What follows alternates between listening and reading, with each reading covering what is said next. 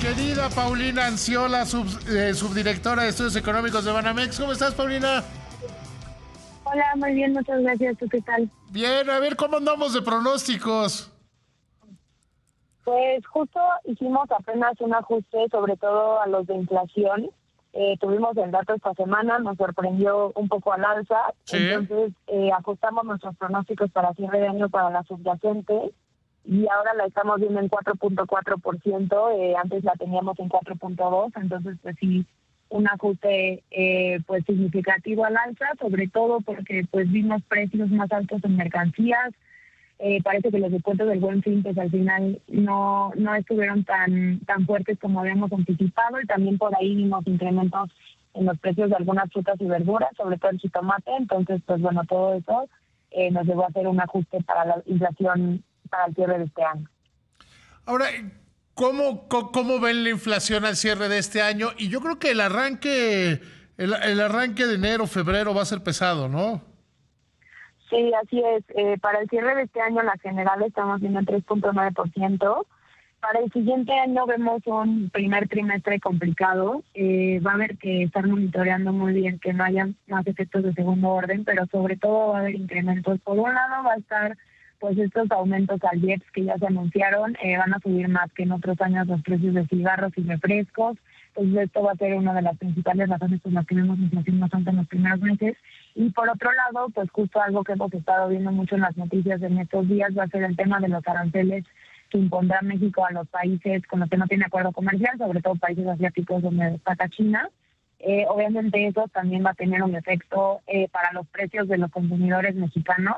Entonces, pues bueno, hay que revisar con mucho detalle cómo va a quedar reconfigurado todo este paquete de aranceles que se acaba de aprobar. Pero bueno, al final del día, pues sí va a ser un hecho que los precios se van a ver presionados el siguiente año, y por eso vemos la inflación al cierre del 2026 en 4.3%. Que aquí, corrígeme si me equivoco, 4.3 es muy cerca del promedio histórico desde que Banco de México se autoimpuso la meta, ¿no?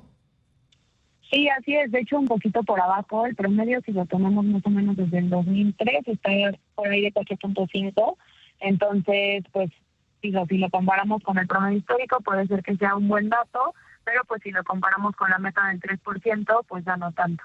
Sí, no, ahí sí son dos cosas diferentes.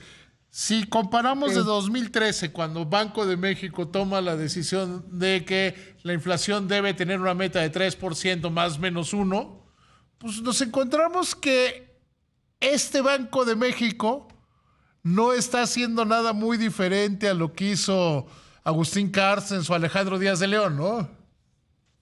Sí, un poco es lo que hemos estado diciendo nosotros ya por varios meses, que pues parece que están actuando, no solo esta junta, como bien dices, ¿no?, sino todas las juntas ya desde hace bastante tiempo, como si la meta pues fuera más bien el 4%, 4.5%. Una vez que la inflación está por ahí, dicen, bueno, ya podemos seguir bajando las tasas. La verdad es que si vemos los datos, es que realmente nunca se ha cumplido de forma consistente con mantener la inflación en el 3%. Entonces, pues bueno, creo que sí es un problema al que deberían prestarle un poco más atención viendo hacia adelante. Pero tienen por el otro lado que no es parte de su mandato, pero pues tienes a la economía postrada. También revisaron ustedes a la baja su estimación del crecimiento de este año y del próximo, ¿no? Sí, así es. Revisamos el de este año a la baja, el 0.2%, lo teníamos en 0.4%. Esto sobre todo no fue tanto por los datos que hemos tenido recientemente, sino porque INEGI hizo una revisión a los datos de la primera parte del año. Entonces, pues bueno, hay un efecto aritmético ahí que nos hizo bajar el crecimiento de todo el año, y para el siguiente año lo seguimos viendo en 1.5%. Entonces, pues una recuperación moderada después de un año de un estancamiento, pues prácticamente nada, un estancamiento 0.2%. Que bueno, finalmente termina no siendo tan malo. Hoy me hice un favor de invitarme a la Cámara Mexicana de la Industria de la Construcción y les decía, ¿cómo nos imaginábamos el año en materia de crecimiento económico o de decrecimiento económico? El consenso parecía que iba a haber una crisis y lo que estamos viendo es un año mediocre, pero en números negros, ¿no? Sí, justo. Creo que si nos paramos en enero, cuando apenas empezó Trump y que teníamos toda esta incertidumbre, pues había mucho miedo de que entráramos en una recesión. Nosotros llegamos a tener nuestro pronóstico en 0%, hubo analistas que también ya tenían, de hecho, cifras negativas para este año, entonces creo que viéndolo de ese lado, pues al final el 0.2% no suena tan mal, pero bueno, pues creo que viendo hacia adelante también, pues... Y que el 1.5 0.2 tampoco suena positivo, tan bien. 0.2 negativo Claro, para fines 0.2 prácticos es lo positivo. mismo. Pues sí, claro, estás de todas formas alrededor del cero, ¿no? Por eso decimos que pues, es un año de estancamiento. ¿Tú crees que sí haya bases para una recuperación hasta el 1.5% que estiman ustedes? Pues sí, tenemos varios factores atrás que nos hacen pensar en esa recuperación. Creo que viendo todo lo que pasó este año, pues podríamos decir que estamos algo así como tocando el fondo, ¿no? De todo este año de gran incertidumbre. Y hacia adelante, pues sí se vislumbran algunas señales de recuperación que ya empezamos a ver en algunos de los datos. Creo que sobre todo por el lado de la demanda interna, pues estamos esperando una recuperación en términos de inversión, que obviamente pues después de tener caídas, nosotros lo estamos viendo en una caída del 7%, pues también se puede tener una recuperación además con este efecto rebote, ¿no? Entonces creo que por el lado de la inversión, pues estamos esperando datos un poco más positivos para el siguiente año, una ligera recuperación en el consumo. Al final, pues la postura monetaria también va a ser un poco más neutral, con tasas más bajas, que eso también apoyaría el crecimiento, una ligera expansión del gasto fiscal. Entonces, pues bueno, creo que al final son varios datos de una recuperación, pero pues esta recuperación sigue siendo bastante modesta.